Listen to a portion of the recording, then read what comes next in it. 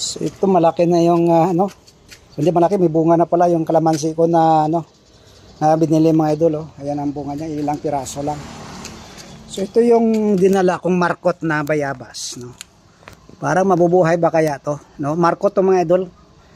Pero tinanggal ko yung mga dahon niya, yung patay. Pero okay pa naman yung puno, oh. Kumbaga ano pa, oh. Mabubuhay pa ba kaya to? So ito naman, itong kahoy na to, dala ko to galing sa Dasma. So ito yung kahoy doon sa bahay nyo lang, sir. Bunga lang, no, yung may tubong maliit lang. Yun ang binunot ni Inday. So binigay sa akin. Dalawa to eh. So may luya tayo, may talong. Yung talong natin parang ano to eh. Parang dilaw na dilaw. So mayroon tayong parang tawag nito, yung ilalagay sa kanin, no, pag ano tayo. Pabango. Parang spring onion, no. So yan. So may tanim tayo na ano. Ito na yung isa, malaki na.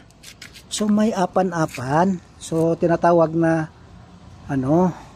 So ito yung nasa panaginip ko to mga idol eh. Ito ano to, tipaklong. Tingnan natin. Yan, tipaklong ano sila, no? Yun, oh. Tipaklong yan mga idol. Yan. So yan na sa panaginip ko kagabi. So ito nakita ko sila.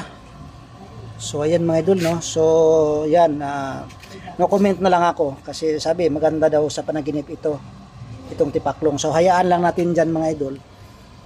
Talagang napanaginipan ko yan kagabi, no. So yan, ganda. So yan, thank you. Ano natin dyan, no? Buhay natin dyan. O pabayasan na, hindi aalis.